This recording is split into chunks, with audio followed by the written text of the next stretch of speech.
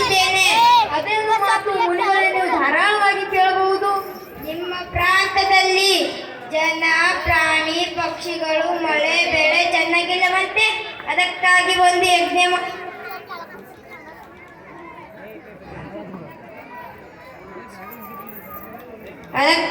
ಒಂದು ಯಜ್ಞ ಮಾಡಿಸಲೇಬೇಕು ರಾಜರೇ. ಜನರ ಕ್ಷೇಮವೇ ನನ್ನ ಕ್ಷೇಮವೇ. ಎಷ್ಟು ಹಣ ಖರ್ಚಾಗಲಿ ಅದಕ್ಕೆ ಸಿದ್ಧ ಮಾಡಿ ಮುನಿಗಳೇ. ಅದಕ್ಕೆ ಅನೇಕ ಪುರೋಹಿತರು, ಮುತ್ತು, ರತ್ನ, ಧಾನ್ಯ, ದವಸಗಳು ದಾನ ರೂಪವಾಗಿ ಬೇಕಾಗುತ್ತವೆ ರಾಜರೇ. ಅದನ್ನು ಸಿದ್ಧ ಮಾಡಿ ಅದಕ್ಕೆ ನಾನು ಎಲ್ಲ ಸೌಲಭ್ಯ ಒದಗಿಸುವೆ.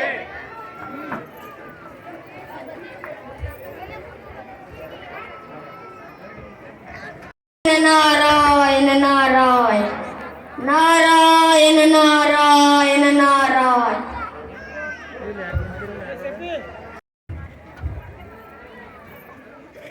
ಕೊಟ್ಟ ಮಾತಿನಂತೆ ಹಣ ನೀಡು. ಮುನಿಗಳೇ, ಧಾರಾಳವಾಗಿ ತೆಗೆದುಕೊಳ್ಳಿ. ನೀವು ಮುನಿಗಳೇ, ನೀವು ಧಾರಾಳವಾಗಿ ತೆಗೆದುಕೊಳ್ಳಿ.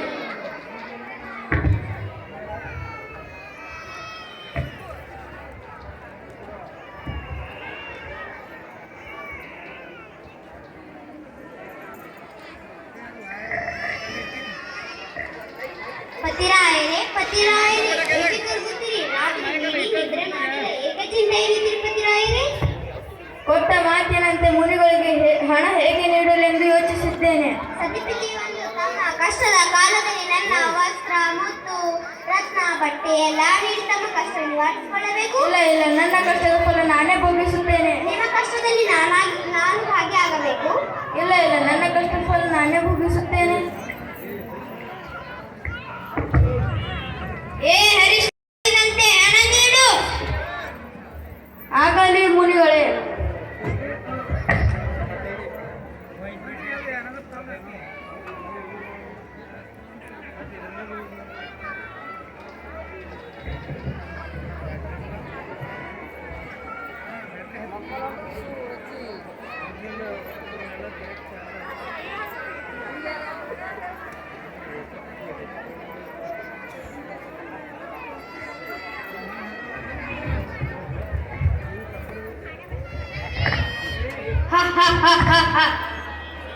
ಹರಿಶ್ಚಂದ್ರ ಮುಂದೆ ಹೇಗೆ ಜೀವನ ಮಾಡುತ್ತಾನೆಂದು ಪರೀಕ್ಷಿಸುತ್ತೇನೆ.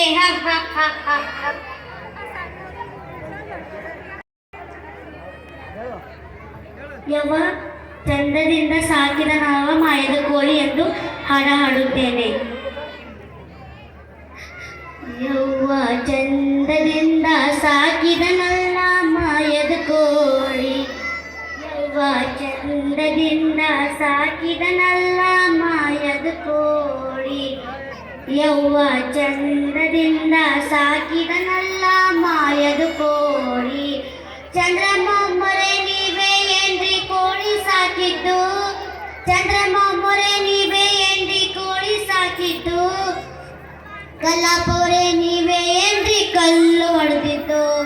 ಕಲ್ಲಪ್ಪವರೇ ನೀವೇ ಏನ್ರಿ ಕಲ್ಲು ಹೊಡೆದಿದ್ದು?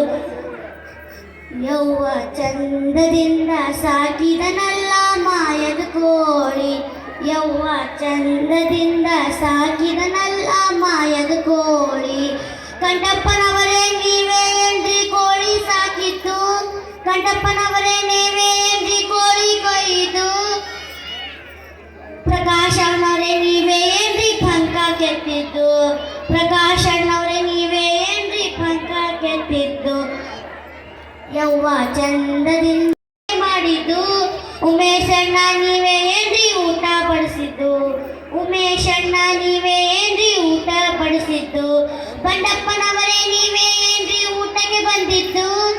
ಬಂಡಪ್ಪನವರೇ ನೀವೇ ಏನ್ರಿ ಊಟಕ್ಕೆ ಬಂದಿದ್ದು? ಸ್ವಾಮಿ ಅಣ್ಣ ನೀವೇ ಏನ್ರಿ ಸಾಕ್ಷಿ ಕೊಟ್ಟಿದ್ದು? ಸ್ವಾಮಿ ಅಣ್ಣ ನೀವೇ ಏನ್ರಿ ಸಾಕ್ಷಿ ಕೊಟ್ಟಿದ್ದು? ಯವ್ವ ನೀವೇ ಏನ್ರಿ ಪಂಚಮ ಮಾಡಿದ್ದು? ನಾರಾಯಣ. ವಿಶ್ವಾಮಿತ್ರನಿಗೆ ಈ ಮಾತು ಹೇಳಿ ಹರಿಶ್ಚಂದ್ರನಿಗೆ ಆರಾಧ ಮಾಡಲು ಪ್ರಯೋಗಿಸುವೆ. ನಾರಾಯಣ ನಾರಾಯಣ ನಾರಾಯಣ. ರೂಪದಲ್ಲಿದ್ದ ನನ್ನಲ್ಲಿ ಕೆಲಸ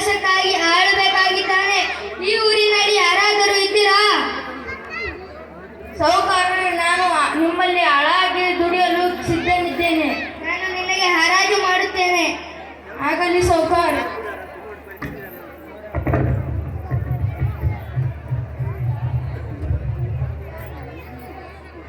ಹರಾಜು 1 ರೂಪಾಯಿ, ಹರಾಜು 2 ರೂಪಾಯಿ, ಹರಾಜು 3 ರೂಪಾಯಿ, ಹರಾಜು 4 ರೂಪಾಯಿ, ಹರಾಜು 5 ರೂಪಾಯಿ, ಹರಾಜು 6 ರೂಪಾಯಿ. ಹೆಚ್ಚಿಗೆ ತಗೋತೀರಾ? ಹರಾಜು 7 ರೂಪಾಯಿ, ಹರಾಜು 8 ರೂಪಾಯಿ, ಹರಾಜು 9 ರೂಪಾಯಿ, ಹರಾಜು 10 ರೂಪಾಯಿ, ಹರಾಜು 10 ರೂಪಾಯಿ 1 ಬಾರ್, ಹರಾಜು 10 ರೂಪಾಯಿ 2 ಬಾರ್, ಹರಾಜು 10 ರೂಪಾಯಿ 3 ಬಾರ್. ಅದೇನು ಮಾಡಿ ಹರಿಶನಿಗೆ? ನಾನು ಏನು ಕೆಲಸ ಮಾಡಬೇಕು ಸಾಹುಕಾರರೇ? ನಾನು ಹೇಳಿದ ಎಲ್ಲ ಕೆಲಸ ಮಾಡಬೇಕು. ಇಲ್ಲ ಎನ್ನಬೇಡ. ಇದಕ್ಕೆ ವಚನ ನೀಡು ಅಷ್ಟುರ. ಆಗಲಿ ಸಾಹುಕಾರರೇ, ನಾನು ನೀವು ಹೇಳಿದ ಎಲ್ಲ ಕೆಲಸ ತಪ್ಪದೆ ಮಾಡುವೆ. ನಾನು ನನ್ನ ಕಂದ ಹೇಗೆ ಜೀವನ ಮಾಡಲಿ? ನಮ್ಮನ್ನು ಹಾಳಾಗಿ ಮಾಡಿ ಹೋಗಿ. ಇಲ್ಲ ಇಲ್ಲ, ನನ್ನ ಕಷ್ಟ ಫಲ ನಾನೇ ಭೋಗಿಸುತ್ತೇನೆ. ನಿಮ್ಮ ಕಷ್ಟದಲ್ಲಿ ನಾನು ಭಾಗಿಯಾಗಬೇಕು.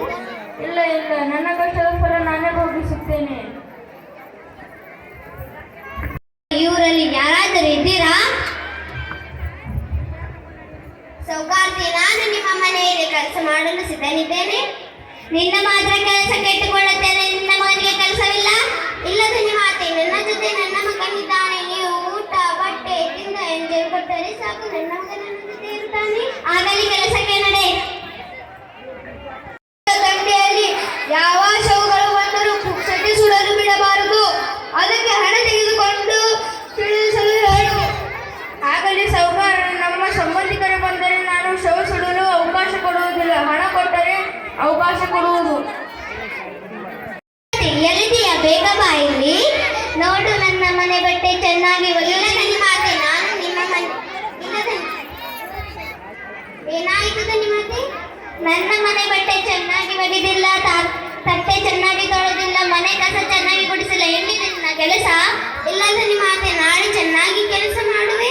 ನಾಳೆ ನಮ್ಮ ಮನೆಯಲ್ಲಿ ದೊಡ್ಡ ಪುತ್ತೇನೆ. ಅದಕ್ಕೆ ನಿನ್ನ ಮಗನಿಗೆ ಹೂ ತೋಟದಿಂದ ಹೂ ತರಲು ಹೇಳು.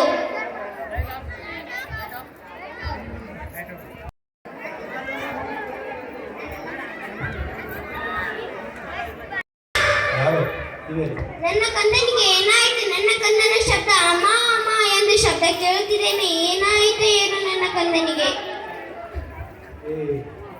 ಚಂದ್ರಮತಿ, ಏ ಚಂದ್ರಮತಿ, ನಿನ್ನ ಮಗ ಹೂ ತೋಟದಲ್ಲಿ ಸತ್ತು ಬಿದ್ದಿದ್ದಾನೆ. ಶಿವ ಶಿವ ಶಿವ, ಇದೇನು ಅನ್ಯಾಯ? ನನ್ನ ಮಗ ಸತ್ತಿದ್ದಾನೆ. ಕಂದ ಕಂದ, ನಿನಗೆ ಏನಾಯಿತು? ಕಂದ ಲೋಹ, ನಿನಗೆ ಏನಾಯಿತು? ನೀನು ಹೇಳು. ನನಗೆ ಹೇಗೆ ಜೀವನ, ನಾನು ಹೇಗೆ ಜೀವನ ಮಾಡಲಿ? ನೀನು ಹೇಳು.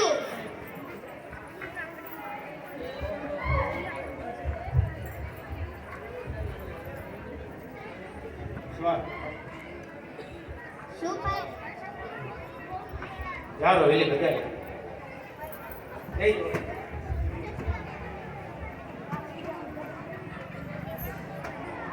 ಯಾರು ನೀನು? ಮಧ್ಯರಾತ್ರಿ ಇಲ್ಲಿಗೆ ಬಂದಿರುವೆ? ನನ್ನ ಮಗನ ಶವ ಸುಡಲು ಬಂದಿದ್ದೇನೆ. ಶವ ಸುಡಲು ಹಣ ಬೇಕು. ನಾನು ಅನಾಥೆ, ನನ್ನ ಹತ್ತಿರ ಹಣವಿಲ್ಲ. ನನ್ನ ಮಗನ ಶವ ಸುಡಲು ನನಗೆ ಅವಕಾಶ ಕೊಡಿ. ಇಲ್ಲ ಇಲ್ಲ, ಹಣವಿಲ್ಲ ಎಂದರೆ ಹಣ ಸಾಹುಕಾರ ಆದೇಶದಂತೆ ನೀನು ಹಣ ಕೊಡಲೇಬೇಕು. ಇಲ್ಲ ಇಲ್ಲ, ನನ್ನ ಹತ್ತಿರ ಹಣವಿಲ್ಲ. ನನ್ನ ಮಗನ ಶವ ಸುಡಲು ಅವಕಾಶ ಕೊಡಿ. ಇಲ್ಲ ಇಲ್ಲ, ನನ್ನ ಸಾಹುಕಾರ ಆದೇಶದಂತೆ ನೀನು ಹಣ ಕೊಡಲೇಬೇಕು. ಆಗಲಿ ಪತಿರಾಯರೇ, ನಿಮ್ಮ ಮಗನ ಬೆಂಕಿ ಇಡಲು ನೀವೇ ಹಣ ಕೇಳುತ್ತಿದ್ದಾಗ ನಾನು ಧಾರಾಳವಾಗಿ ತೆಗೆದುಕೊಳ್ಳುತ್ತೇನೆ. ಇಲ್ಲ ಇಲ್ಲ ಇಲ್ಲ, ಹಣವಿಲ್ಲ ಎಂದರೆ ನಿನ್ನ ಕೊನೆಯ ಮಾಂಗಲ್ಯವನ್ನು ತೆಗೆದುಕೊಡು. ಆಗಲಿ ಪತಿರಾಯರೇ, ನಿಮ್ಮ ಮಗನ ಶವ ಸುಡಲು ಬೆಂಕಿ ಇಡಲು ನೀವೇ ಮಾಂಗಲ್ಯವನ್ನು ಕೇಳುತ್ತಿದ್ದಾಗ ನಾನು ಧಾರಾಳವಾಗಿ ತೆಗೆದುಕೊಳ್ಳುತ್ತೇನೆ.